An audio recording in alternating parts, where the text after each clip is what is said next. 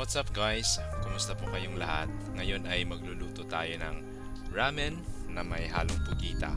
At ang ating sangkap ay dahon ng sibuyas or scallions. Lagyan na rin natin ng itlog.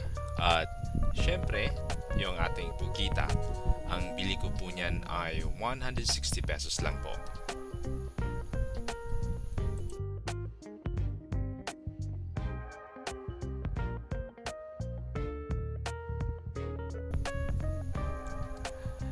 Ayan po, at sa part na to ay hugasan natin ng malinis na tubig yung ating pugita at tanggalin po natin yung kanyang ngipin. Actually, wala pong ngipin ang pugita. Ang tawag dito ay beak or yung kanyang pantuka. Kailangan natin itong alisin kasi ito ay matalas at saka matulis din. Alright, at sa part na to, kailangan kong tanggalin yung laman sa loob ng ulo.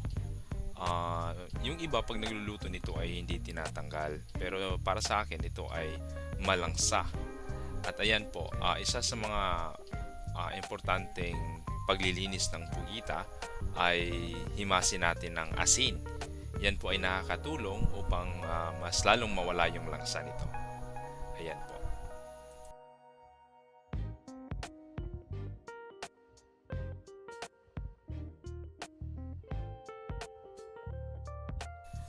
Ayan, hiwain na rin po natin yung scallions or yung dahon ng sibuyas.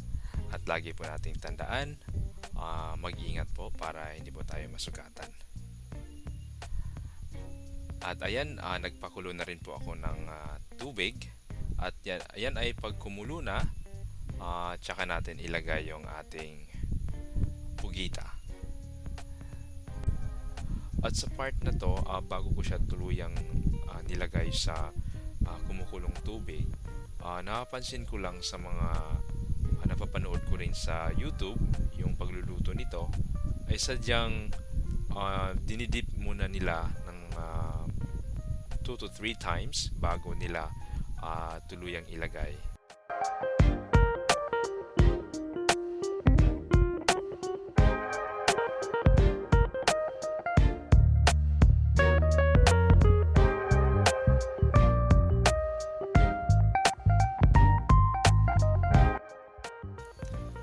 Ayan po, at sa part na to ay makikita po natin na malambot na yung ating pugita at pinuputol-putol ko na rin po yung kanyang mga galamay para paglagay ng ating noodles ay magkakasya po.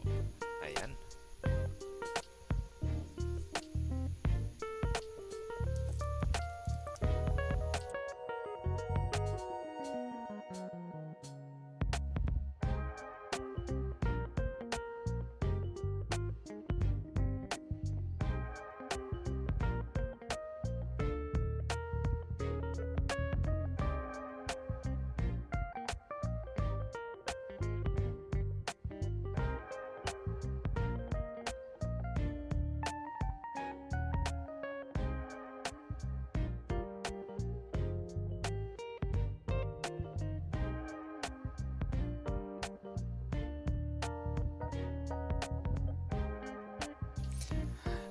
Ayan po, at nakapansin niyo po sa sabaw, talagang ganyan yung magiging kulay niya dahil yan po ay sa karne ng ating pugita.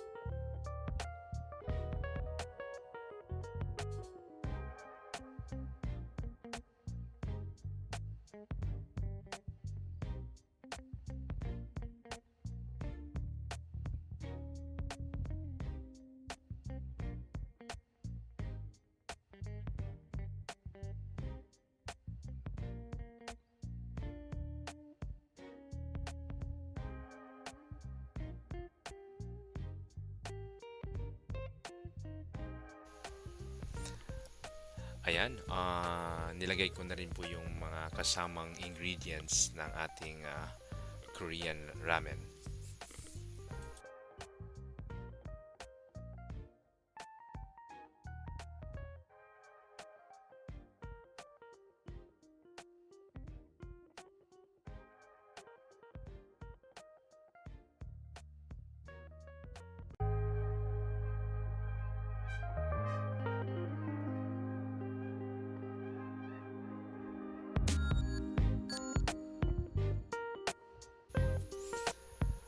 Ayan, at sa part na to ay hayaan lang po nating kumulo yung ating sabaw at antayin natin hanggang sa magsisimmer para ilagay na rin natin yung ating ramen.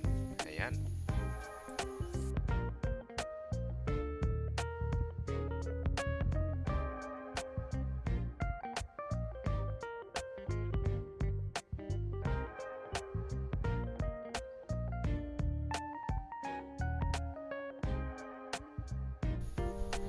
Ayan, makikita natin na malambot na yung ating noodles.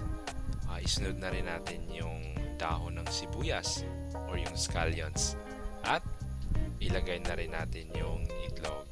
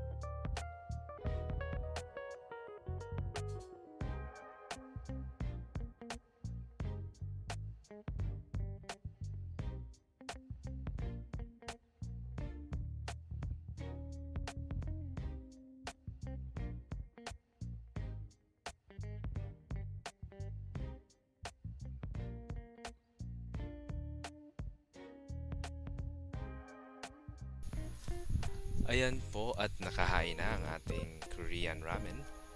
At nilagyan ko na rin po ng Japanese seaweeds or nori. At syempre yung nabili nating masarap na kimchi. Ayan.